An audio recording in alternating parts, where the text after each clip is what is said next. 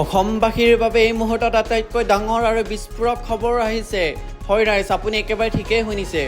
ৰাইজৰ লাখ লাখ মধ্যবিত্ত আৰু দৰিদ্ৰ পৰিয়ালক জোকাৰি যোৱা এক জৰুৰী চৰকাৰী নিৰ্দেশনা ইতিমধ্যে জাৰি কৰা হৈছে। অৰুণোদয় 3.0ৰ পৰা ৰেচন কাৰ্ডৰ নতুন নিয়ম আৰু ৰাজ্যত মুখ্যমন্ত্ৰীৰ ধাৰাবাহিক একশ্যন প্লেন, এই সকলোবোৰ গুৰুত্বপূৰ্ণ তথ্যলৈ মই জ্যোতিষ আহি পৰিছোঁ পোনপটীয়াকৈ। গতিকে ভিডিঅ'টো অলপো স্কিপ নকৰি শেষলৈকে অতি মনোযোগেৰে প্ৰত্যক্ষ কৰক। ৰাইজ, আজি পুৱাৰ প্ৰথমটো সৰ্ববৃহৎ খবৰ আহি পৰিছে অৰুণোদয় আঁচনিক লৈ। চৰকাৰী সূত্ৰই স্পষ্ট কৰি দিছে যে অৰুণোদয় 3.0ৰ অধীনত হিতাধিকাৰী মহিলাই সৰ্বাধিক ৩,০০০ টকালৈ লাভ কৰাৰ যি প্ৰক্ৰিয়া, তাক এতিয়া আৰু অধিক কৰতকীয়া কৰা হ'ব। কিন্তু সাৱধান, চৰকাৰৰ বিত্ত বিভাগে নিৰ্ধাৰণ কৰা 5টা কঠোৰ নিয়ম যদি আপুনি পালন কৰা নাই, তেন্তে আপোনাৰ নাম কাটি দিয়া হ'ব। ঘৰৰ প্ৰতিগৰাকী সদস্য চৰকাৰী পৰিচয় পত্ৰ সংযোগ কৰাৰ লগতে বেংক একাউণ্ট DBT অৰ্থাৎ ডাইৰেক্ট বেনিফিট ট্ৰান্সফাৰ সক্ৰিয় কৰা ৰখাটো অতি জৰুৰী। অন্যথা চৰকাৰী সাহায্য লাভৰ পৰা আপুনি বঞ্চিত হ'ব।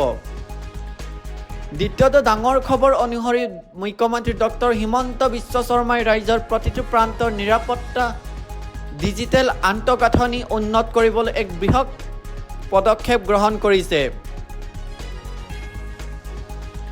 ডিগবৈত এক অত্যাধুনিক integrated command and control centre চমুকৈ ICCCৰ আনুষ্ঠানিক উদ্বোধন কৰা হৈছে।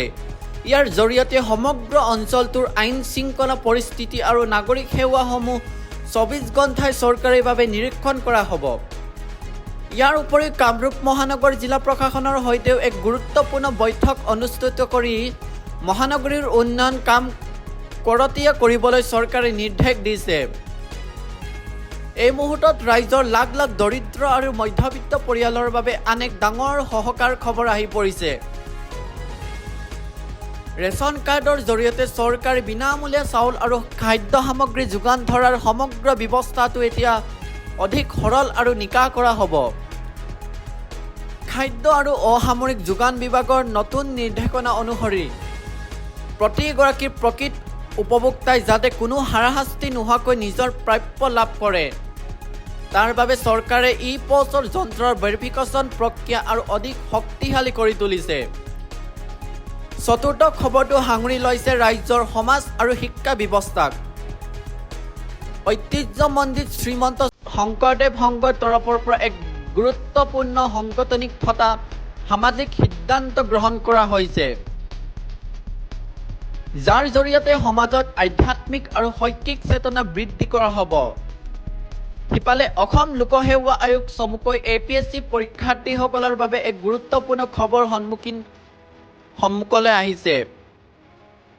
নতুন পৰীক্ষা সূচী আৰু ফলাফল ঘোষণাৰ প্ৰক্ৰিয়া স্বচ্ছ আৰু নিকা কৰিবলৈ আয়োগে নতুন গাইডলাইন জাৰি কৰাৰ সম্ভাৱনা আছে, যাৰ ফলত ৰাজ্যৰ মেধাৱী যুৱক যুৱতীসকল লাভান্বিত হয়।